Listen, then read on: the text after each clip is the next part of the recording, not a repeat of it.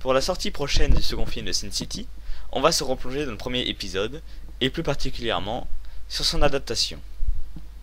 Sin City est une série de comics créée par Frank Miller dans les années 90, célèbre pour Batman The Dark Knight Returns, dans un univers sombre, et qui sera d'ailleurs adapté pour le prochain film de Zack Snyder, la suite de Man of Steel. Toujours dans la logique d'un univers sombre, il crée Sin City, et également pour avoir sa propre série, sur laquelle il possède tous les droits.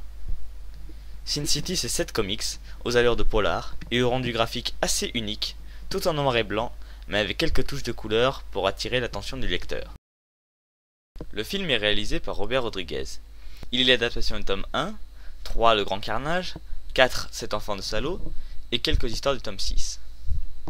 Robert Rodriguez, en tant que grand fan de Sin City, souhaitait particulièrement faire l'adaptation du comics.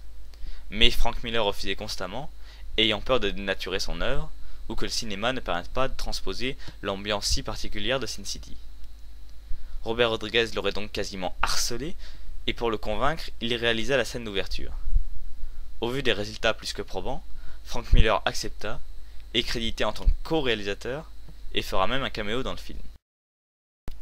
Robert Rodriguez se permet même le luxe d'avoir une scène réalisée par Quentin Tarantino lui-même, comme échange de bons procédés, étant donné que Robert Rodriguez avait composé un morceau de la bande-son de Kill Bill, volume 2, pour une somme symbolique d'$1. Un comic c'est un film, c'est des supports différents, avec des possibilités différentes. L'intérêt de cette chronique est d'analyser les choix et les libertés qui ont été prises, et qui doivent être prises pour adapter à une œuvre. Le problème c'est que dans le cas présent, le film est très fidèle à la BD, trop fidèle.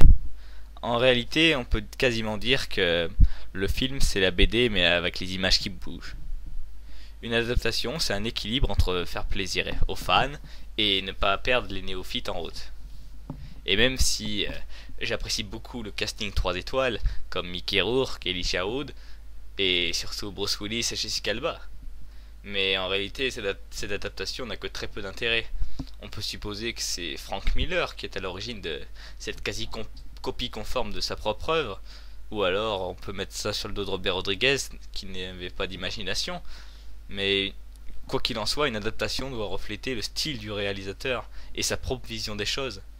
Quand Burton a fait les Batman, même s'ils sont moins bons pour moi que ceux de Nolan, ils sont entièrement plongés dans le style de Burton, que ce soit le costume de Catwoman, Joker ou le pingouin.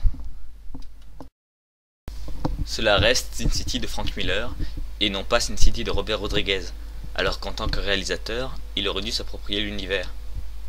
De plus, une adaptation doit être compréhensible sans avoir lu le support d'origine, et j'avoue que c'est plutôt bien réussi dans le film. Seulement, la partie où Artigan quitte la prison semble assez confuse et assez peu crédible dans la version du film. C'est bien mieux expliqué dans le comics. Bon, bien sûr, on est obligé de raccourcir pour le film et de supprimer des scènes, mais ça change pas que ça marche assez moyennement. Cependant, je trouve que c'est une bonne idée de remettre le collègue de Artigan à la sortie de prison de ce dernier. Ça évite l'insertion d'un personnage inutile dans cette histoire, et seulement présent dans le deuxième. En plus de rajouter une scène que je trouve assez touchante. Un mot sur le montage aussi, au niveau de l'enchaînement des 3 histoires, qui est fait de façon assez intelligente avec la scène de l'hôpital, j'ai trouvé ça sympa. Alors en conclusion, Sin City est une adaptation quelque peu inutile, mais reste un bon film. Mais le problème étant qu'elle ne présente aucun intérêt si on a déjà le support d'origine. Remarque, il y a Jessica Alba, mais voilà. À part ça, il n'y a pas d'intérêt. Donc si vous n'avez jamais lu la BD, je vous conseille d'aller voir le film, mais sinon vous pouvez vous abstenir. Je me dois aussi de placer un mot sur la suite tant attendue et tant retardée aussi, parce que Robert Rodriguez préfère réaliser Spy Kid 3. Ouais, bizarre. Je suis assez enthousiaste, malgré que je suis persuadé qu'il aura les mêmes défauts que le premier, que l'acteur qui jouait Dwight n'est pas le même que dans le premier, mais c'est pas trop gênant puisque dans le deuxième il avait pas du tout la même tête, et que l'acteur qui incarnait Manute, Michael Clark Duncan, est décédé. Mais il est adapté, c'est l'adaptation de J'ai tué pour elle, le deuxième volet, qui est pour moi le meilleur avec le tome 4. En plus on retrouvera l'acteur Christopher Meloni, un acteur que j'aime beaucoup, pour son rôle dans la série Oz. On ne sait pas exactement quand la suite va sortir, Mais malgré toutes mes appréhensions, je serai au rendez-vous.